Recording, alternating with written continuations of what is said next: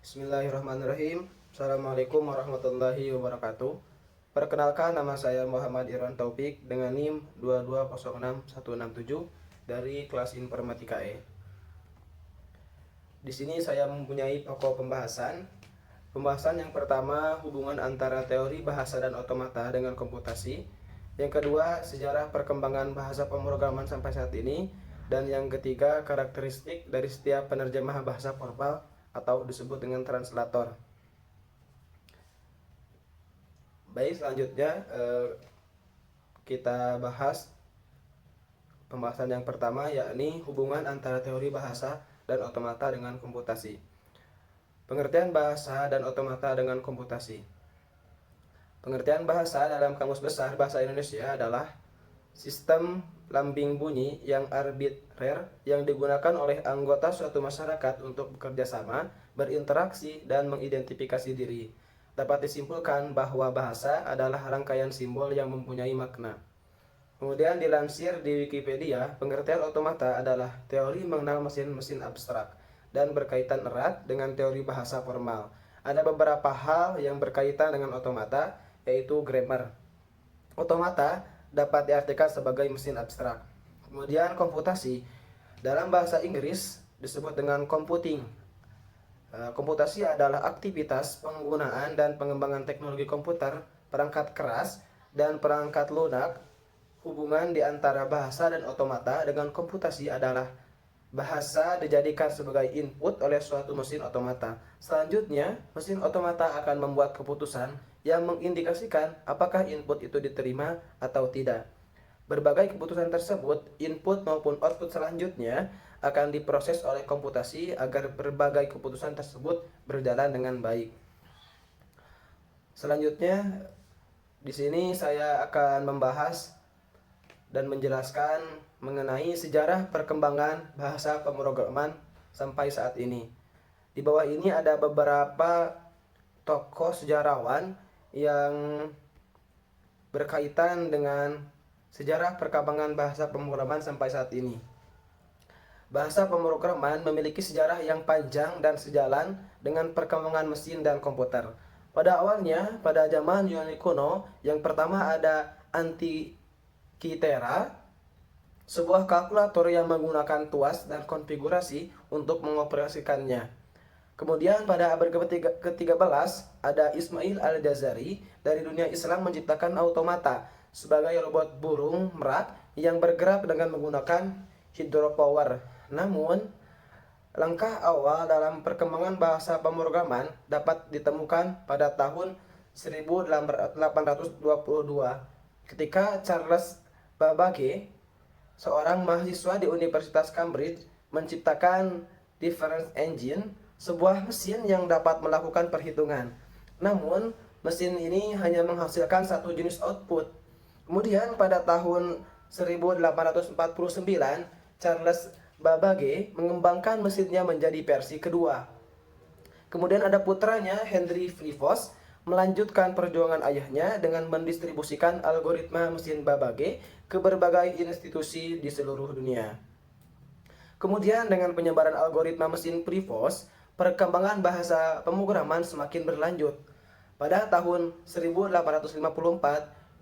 George Boole menemukan logika Boolean yang memungkinkan ekspresi hubungan matematis dalam bentuk lebih besar, lebih kecil, sama dengan, dan tidak sama dengan.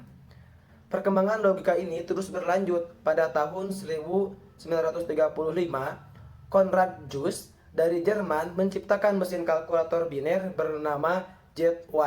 Pada tahun 1939, Zuse dipekerjakan oleh militer dan terus mengembangkan mesin kalkulator seperti Z2, Z3, dan Z4. Kemudian ketika mengembangkan Z4, Zuse menyadari bahwa bahasa pemrograman berbasis bahasa mesin terlalu rumit. Bahasanya ini hanya menggunakan kumpulan kode 0 dan 1.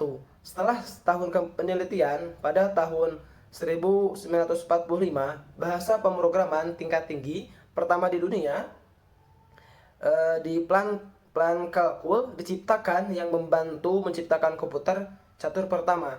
Kemudian pada tahun 1949, John Mauchly mencetuskan bahasa pemrograman tingkat tinggi pertama, yaitu source code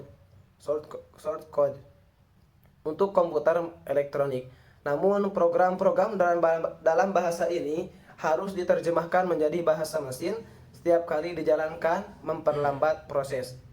Kemudian pada awal 1950-an, Alec Glenlee dari Universitas Manchester mengembangkan bahasa pemrograman autocode yang menggunakan compiler untuk mengkonversi bahasa pemrograman ke bahasa mesin.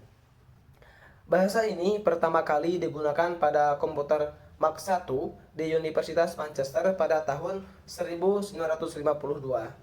Kemudian pada tahun 1957, John W.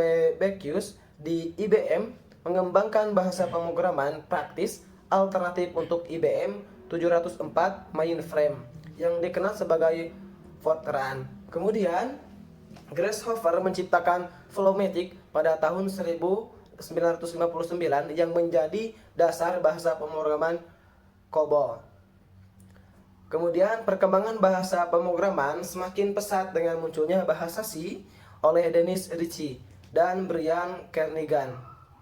Awalnya untuk mesin DEC PDV-11, Min11, bahasa ini membuka jalan bagi bahasa pemrograman baru seperti C++, Java, dan banyak lagi. Bahasa pemrograman terus berkembang, menjadi lebih mudah digunakan seiring berjalannya waktu.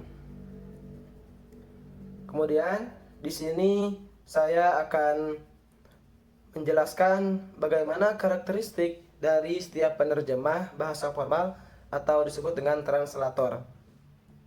Penerjemah bahasa formal atau disebut dengan translator dibedakan menjadi 3 macam, yaitu assembler, compiler, dan interpreter.